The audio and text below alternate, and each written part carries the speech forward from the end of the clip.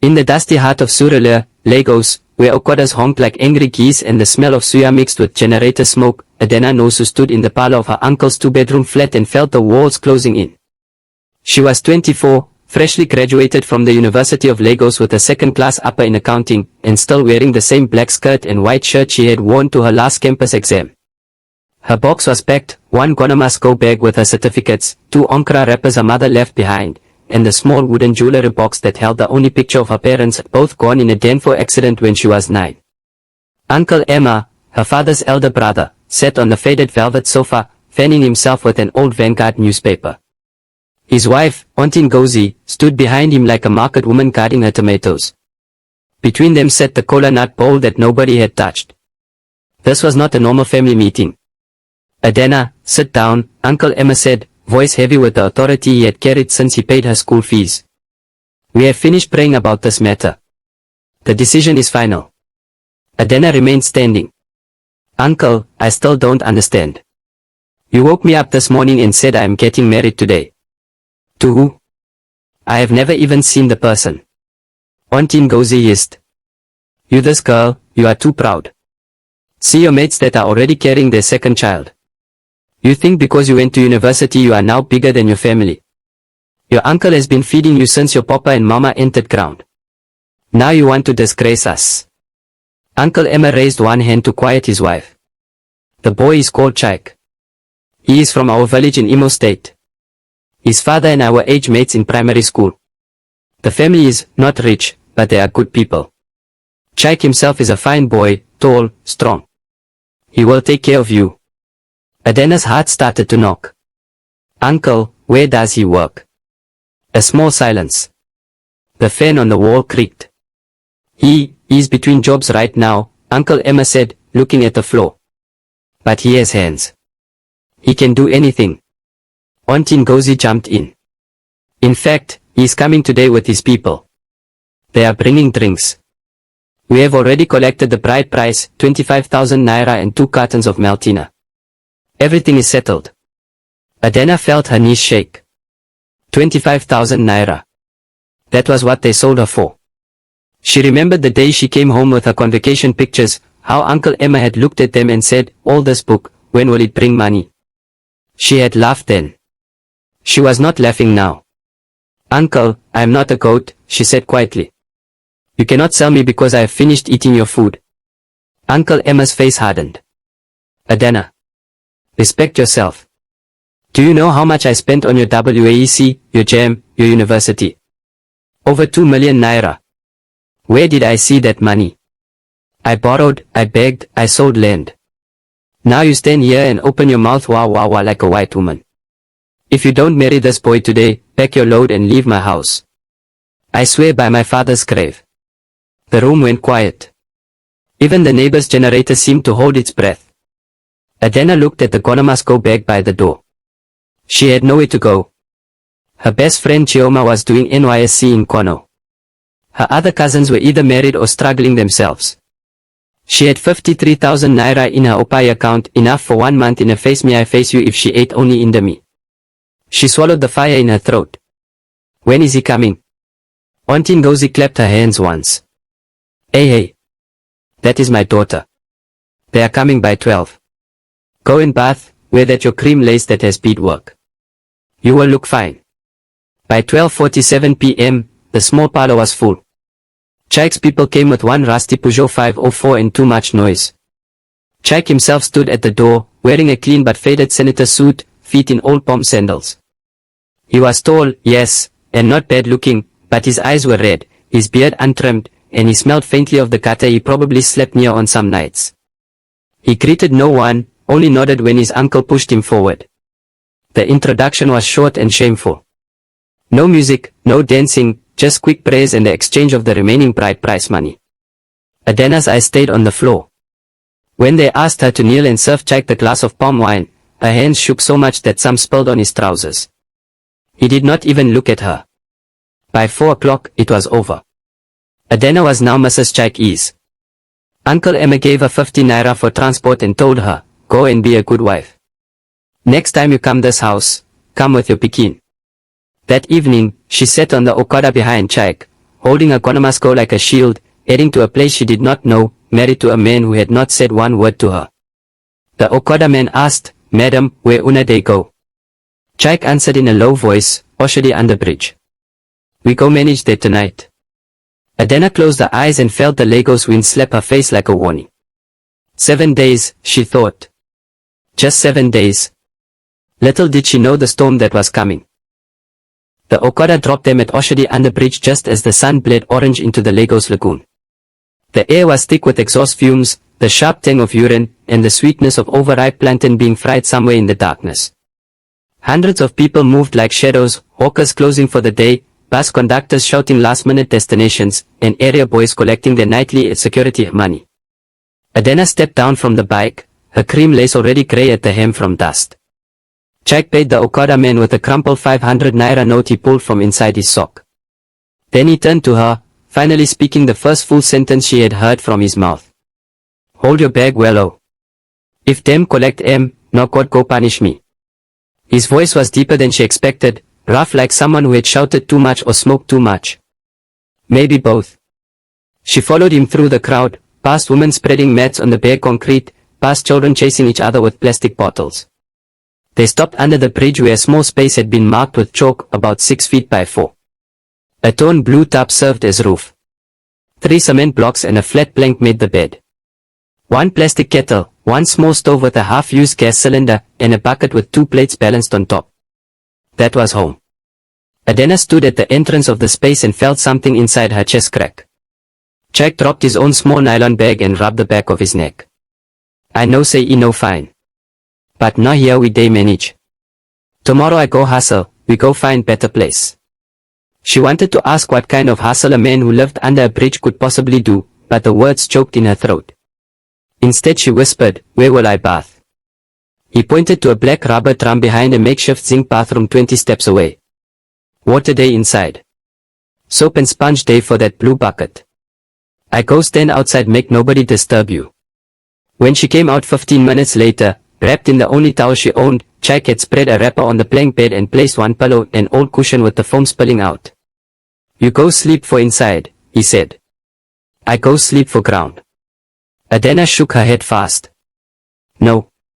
I'm not chasing you from your own bed." He gave a small, tired laugh. "Sister, I don't sleep for ground since 2019. My back don't strong past rock." That night, she lay on the plank, staring at the underside of the bridge where cars thundered above them every few seconds. The vibration traveled through the wood into her bones. Chaik slept outside the tarp, his breathing steady. At some point in the night, she heard him get up quietly, open the small stove, and warm the leftover jollof rice someone had dashed him earlier. He ate alone in the dark so she would not wake and feel shame. Morning came too quickly. By 5:30 a.m., the underbridge was alive. Adena woke to the sound of a woman singing a high life song while sweeping a space with a short broom. Chaik was already up, wearing the same senator suit now horribly creased. "I day go mile too," he told her. "Loading boys day there. If I reach early, I fit carry cement from 6 a.m. to 4 p.m. 1,000 naira per day. Sometimes 1,500 if the lorry plenty." He paused, looking at her feet in the beaded slippers that were already tearing. "I go try bring better slippers come back. And maybe small money make you buy tomato." Adena nodded. She had never felt so useless in her life. After he left, she sat on the plank and opened her small purse. 53,000 naira. That was all that stood between her and total nothingness. She thought of calling Uncle Emma, begging, crying, but pride, or maybe anger, stopped her. Instead, she tied her wrapper, packed her hair with a scarf, and stepped out into the morning hustle. She walked until she reached the bus stop where pure water hawkers were already shouting. An idea began to form. By 9 a.m., she had bought 1 small bag of pure water for 2,000 naira on credit from a kind houseman who supplied the boys. She carried the bag on her head and started selling under the hot sun. "Pure water. 50 naira. Her voice was small at first, then it grew stronger. By 3 p.m., she had sold everything and made 4,000 naira profit. She bought tomatoes, pepper, 1 small derrick of rice, and a pair of bathroom slippers for Chaik. She even bought 2 sachets of Gino curry just to feel normal. When Jack came back at 6:45 p.m., his shirt soaked with sweat and white cement dust in his hair, he stopped dead at the entrance of their space. The small stove was on. The aroma of pepper soup, made with the pot a neighbor gifted her, filled the air. 2 plates were set on a small stool. And Adana, her face shining with small sweat, smiled at him for the first time. "Welcome, my husband," she said softly. "Food is ready." Jack stood there, cement bag still on his shoulder, and for the first time in years, something that looked dangerously like hope entered his eyes. Day 1 under the bridge was over. 6 more days to go. Day 3 under the bridge started with rain.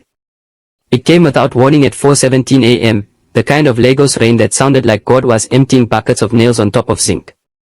The blue tarp above their heads flapped like a dying bird.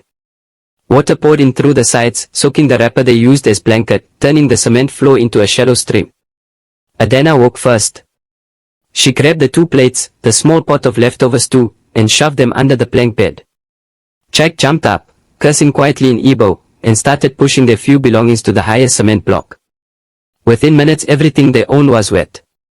"Chai, this rain one finished person," the woman beside them, Mama Ibodon, shouted as she tried to save her tomatoes.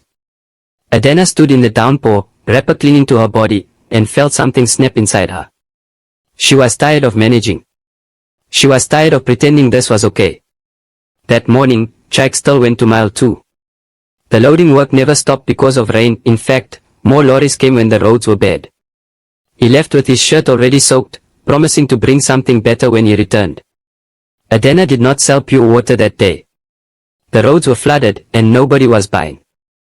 Instead she sat under the small dry spot left by the tarp and started thinking hard. By 2 p.m. the rain reduced to a stubborn drizzle. The underbridge people were wringing out clothes, laughing, cursing, surviving. Adana was tying her wet hair when she heard the low, smooth sound of an engine that did not belong. A white Toyota Prado, shining like it had never seen Lagos dust, crawled slowly through the potholes. Heads turned. Area boys straightened up. Even the madmen who normally danced naked stopped to stare. The Prado stopped right in front of their space. The driver's door opened and a man stepped out. Mid-40s, tall, wearing a crisp white kaftan and gold wristwatch that caught the weak sunlight. His shoes were Italian leather, no speck of mud. He looked like money that had decided to take a walk. He scanned the faces until his eyes landed on Jack's small corner. Then he smiled, small and knowing. "Jack," he called, voice carrying over the noise. "Jack, is that you?" Every eye turned to Jack's face. To Adana. She stood up slowly, heart beating fast. Jack was not back yet. The man walked straight to her, ignoring the whispers. "You must be the new wife," he said in polished English, then switched to Igbo. "Nduo, NWA Ada. My name is Chief Obinna Okonkwo.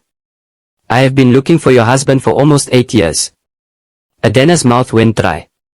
He went to work. He will soon come." Chief Obinna looked around the wet space, the torn tarp, the cement block bed, and something like pain crossed his face. "Jesus," he muttered. "So this is where he has been hiding."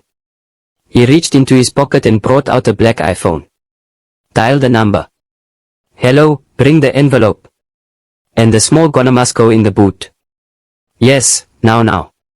2 minutes later, another man, bodyguard type, came with a fat brown envelope and a new-looking bag. Chief handed the envelope to Adana. "Keep this safe for him. Tell him Chief Obinna Okonkwo from London came. Tell him the old man is dead. Everything has changed." Adana took the envelope with shaking hands. It was heavy, like it was stuffed with something thick. "Sir, please, who are you to my husband?" Chief Obinna smiled again, but this time it was said. "Tell Jack his father's brother has finally found him. Tell him the poverty has expired." He turned to leave, then paused. "One more thing. Tomorrow morning, 9 o'clock, my driver will come and carry both of you. We have plenty to discuss. Do not run again, Jack," he said to the air, as if Jack could hear him. "This time, nobody is chasing you." The Prado reversed and disappeared, leaving dust and silence behind. Adana stood there, envelope in hand, heart racing like Okada on 3rd Mainland Bridge. When Jack came back at 7:45 p.m., limping slightly from carrying extra bags in the rain, he saw the envelope first. His face changed. Color drained. The cement dust on his cheeks looked suddenly grey. Where you see this? He asked, voice barely above a whisper. Chief Obena Okonkwo came, Adena answered. He said the old man is dead. He said everything has changed. Chike sat down heavily on the wet floor, put his head in his hands, and for the first time since she met him, started to shake. Adena knelt beside him. Chike, talk to me. Who is this man? Why are you afraid? He looked up at her, eyes red. Because, Adena, he said, voice breaking, that man is my uncle. And 8 years ago, I ran away from home the night my father was murdered, because everybody believed I was the one who killed him. The rain started again, soft this time, like tears. Day 3 was finished. But the real story was only beginning. Night fell heavy, the way Lagos nights do when secrets are too big to stay buried. Chike sat on the wet cement block, elbows on his knees, staring at the brown envelope like it was a live scorpion. The small stove had gone out long ago, nobody had strength to cook. Adena wrapped her arms around herself, waiting. For once, the usual noise under the bridge, Mama Iboda's radio, the area boys arguing over dice, the cry of babies, felt far away. Finally Chike spoke, voice low, as if the dark itself might be listening. My real name is Chike Okonkwo. My father was Chief Ezekiel Okonkwo, the timber king of ABA. We had houses in ABA, Enugu, and London. I grew up driving Range Rover to secondary school. When I was 22, I was already running 2 of Papa's depots. Adena blinked. She looked at the torn senator suit, the crack bomb sandals, the man who carried cement for 1,000 naira a day, and tried to fit the picture together. It refused. Chike continued. Papa married 3 wives. My mother was the first, but she died when I was small. The second wife, Auntie Lizzie, hated me with passion. She has 2 sons, Emeka and Obina Jr. She wanted them to inherit everything. I was the only one standing in the way. He rubbed his face hard. January 14, 2017. Papa called me to the village house in Engwa. He said he wanted to change his will, make me chairman of the company. That night, we argued small about money I spent on one girl in London. Nothing serious. I left the room to cool off. When I came back 30 minutes later, Papa was on the floor, stabbed 7 times in the chest. The security man was already dead outside. Blood everywhere. His voice cracked. I shouted, I ran, I carried him. But he died in my hands. By the time police came, Auntie Lizzie had already told them I killed him over the wall. My fingerprints were on the knife because I pulled it out of his body trying to save him. My half-brothers swore they saw me running away. The next morning, newspapers called me, millionaire son murders father. Police put my picture everywhere. I had to disappear. Adena's mouth was dry. So you ran? I ran. I changed my name small, cut my hair, threw away everything. I came to Lagos because nobody looks for a rich boy under Oshodi Bridge. 8 years I have been hiding, carrying load, sleeping rough, eating from dustbin. I even heard they declared me dead 2 years ago so Emeka could take the company. He laughed, a bitter sound. Now the old man is really dead, and Uncle Obena found me. The same Uncle Obena that used to fly me to Dubai for Christmas. Adena reached out and touched his hand. It was ice cold. Chike, why didn't you fight? You could have hired lawyers. With what money? The day I ran, I carried only the 20,000 naira in my pocket. They froze all the accounts. My own cousins would have handed me over for reward. I chose life. Silence stretched between them. Then Adena asked the question that had been burning her since the Prado left. What is inside the envelope? Chike opened it slowly. Inside was a thick bundle of dollars. Adena counted 50,000 US, a brand new Nigerian passport in the name Chike Okonkwo, a plane ticket Lagos, London Heathrow for 2 people dated in 9 days, and a single sheet of paper. He read it aloud, voice shaking. My dear nephew. Your father never believed you killed him. Before he died the second time, cancer, he recorded a video confessing that Elizabeth paid the assassin. The video is with a family lawyer in London. The police in Nigeria have been informed. Your name is clear. Come home. The company is bleeding without you. Your father left everything to you, and only you. Forgive me for taking so long to find you. Your uncle, ORPHAN. Jack dropped the letter. Tears, real tears, ran down the cement dust on his cheeks. Adena did not know when she started crying too. For a long time they just sat there, holding each other while the bridge rumbled above them, while Mama Ibol's radio played Lucky Dube asking who God go punish if not the rich men. Eventually Jack wiped his face with the back of his hand. Adena, he said, tomorrow morning the driver is coming. If you want, you can take half this money and go anywhere. Back to your uncle, to Abuja, to Ghana. I forced you into this marriage. You are free. Adena looked at him, really looked. She saw the boy who warmed food in the night so she would not wake hungry. The man who slept on the floor so she could have the plank. The husband who never touched her without permission even when society said he had every right. She took the envelope, removed the plane ticket and tore it neatly into two. Then she placed one half in his hand and kept the other. I am your wife, she said simply. Where you go, I go. Jack stared at her for a long moment. Then he pulled her close and held her like a man holding the first good thing that had happened to him in 8 years. Above them, the rain stopped. A small patch of stars appeared between the clouds. Day 4 was coming. And this time, they would meet it standing side by side. The next morning, 8:57 a.m., the white Prado returned. This time 2 Prado jeeps came, plus a black G-Wagon for extra effect. The whole of Oshodi under bridge stopped breathing. Area boys stood at attention like soldiers. Mama Ibodan dropped her broom. One small boy shouted, Jesus don't land.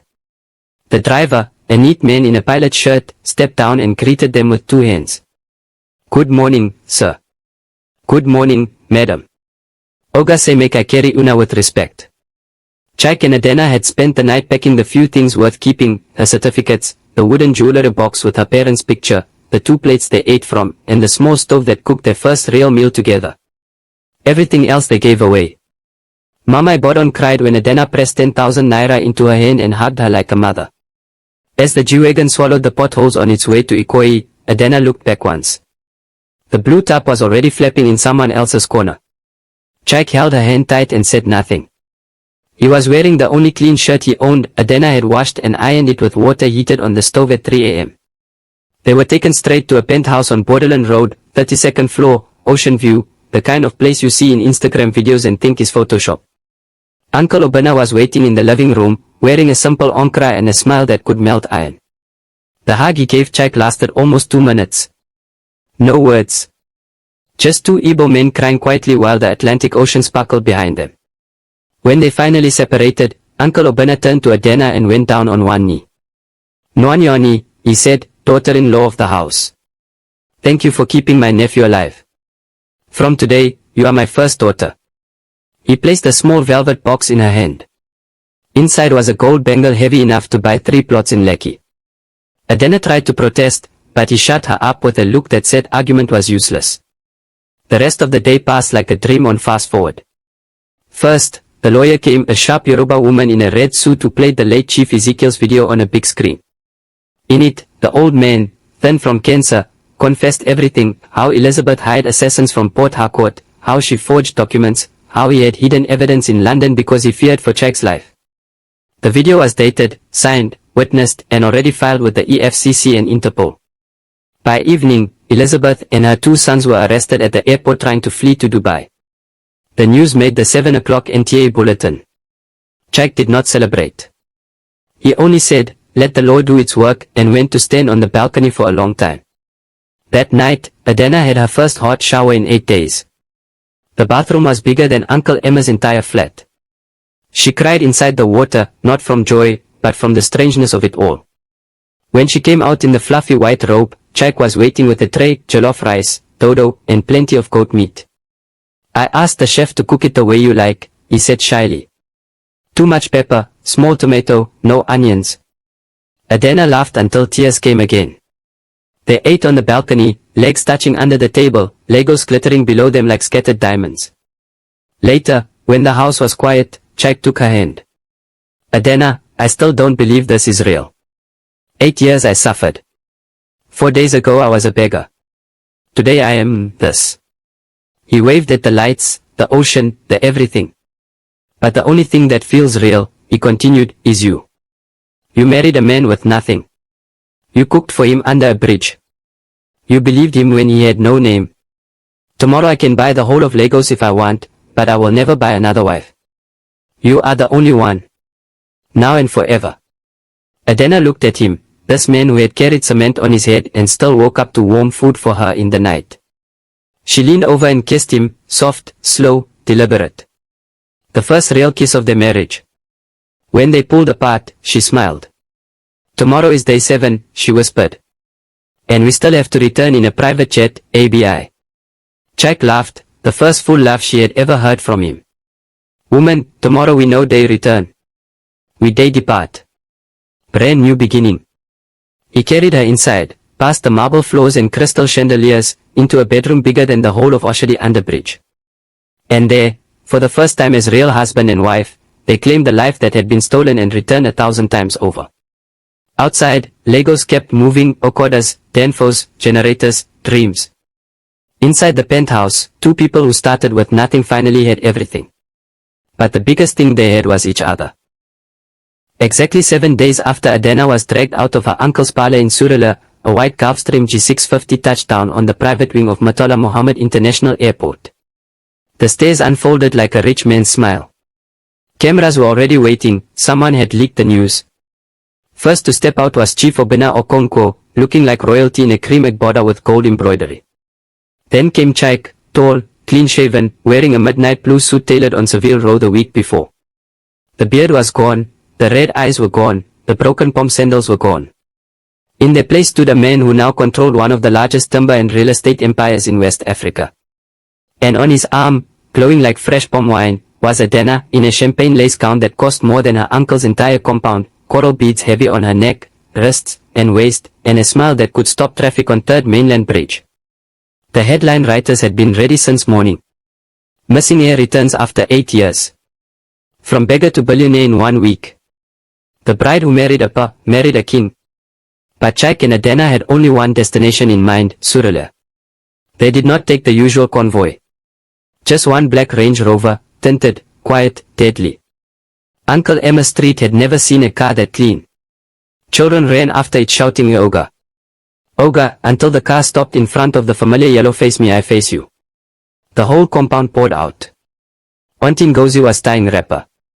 Uncle Emma was in singlet and boxers, holding a plate of curry and groundnut. When they saw who was coming down from the range, the plate fell and shattered. Adena stepped out first. She did not speak. She simply stood there, letting them see. Uncle Emma found his voice first. Hey Adena. Is this you? Adena smiled, small and sharp. Yes, uncle. It is me, your orphan niece you sold for 25,000 naira and 2 cartons of Maltina. Auntie Ngozi tried to rush forward with open arms. My daughter. See how God has buttered your bread. Adena raised one hand like a queen stopping an army. Stop there, auntie. Today is not for hugging. Chaik came round the car then, calm, no anger on his face, just quiet power. Neighbors started snapping pictures. One boy was already live on Instagram. Uncle Emma's knees knocked together. Good afternoon, sir, madam. Chaik spoke for the first time, voice steady. Uncle, 7 days ago you gave my wife 50 naira transport and told her to come back only with Pekin. Today, we came back with something better. He signaled. 2 men in suits came out of a second car carrying 2 brand new Konomasco bags, the expensive leather kind. They opened them in the middle of the compound. Inside one, crisp 200 naira notes, bundled, 5 million naira cash. Inside the other, the original bride price money, 25,000 naira, the empty Maltina cartons, and the exact 50 naira note Uncle Emma had given Adena, now framed in glass. Chaik continued, we are returning your bride price with small interest. The 50 naira you gave her for transport, we framed it so you never forget how you priced a human being. The whole compound was silent enough to hear a mosquito fart. Adena stepped forward, voice clear, carrying the same accent she used when defending her project in Unilag. Uncle Emma, Auntie Ngozi, I am no longer Adena Nwosu. I am Adena Chaik Okonkwo, wife of the chairman of Okonkwo Group. From today, every child in this compound that wants to go to school, primary, secondary, university, will never pay 1 kobo. Their fees, books, uniforms, my husband and I will pay till they finish. That is the only debt we owe you for raising me. She turned to the neighbors who had gathered, raised her voice. Any family here that trained a child and the child is now suffering, bring their CV tomorrow to the new Okonkwo Foundation office in Ikeja. We are employing 200 graduates next month. Tell them Adena sent you. Then she looked back at her uncle and aunt, softer now. I have forgiven you. But I will never forget. Uncle Emma fell on his knees in the dust, crying. Auntie Ngozi started rolling on the ground, speaking in tongues nobody understood. Jack took Adena's hand, led her back to the range. As the car pulled away, Adena looked at the compound one last time. The framed 50 naira note was already being passed from hand to hand like a relic. In the quiet of the car, Jack turned to her. You happy? Adena leaned her head on his shoulder. More than happy. I am complete. That night, the real celebration happened in the village in Imo State. Masquerades came out. High life music shook the hills. Jack and Adena danced under the stars as husband and wife for the first time in front of family. The private jet sat on the new airstrip Chief Obana had built just for the occasion. When the MC shouted, "Who knows where this couple met?" the crowd roared. Adena grabbed the mic, laughing. Under Oshodi Bridge. And the whole village shouted back, "You. God no magician." 7 days. From forced marriage to private jet. From orphan and beggar to king and queen. From nothing to everything. But the greatest miracle was not the money. The greatest miracle was the love that grew in the dirt, under a torn blue tarp, when two broken people decided to hold each other up until the sun rose again. And the sun did rise. Brighter than anyone could have imagined.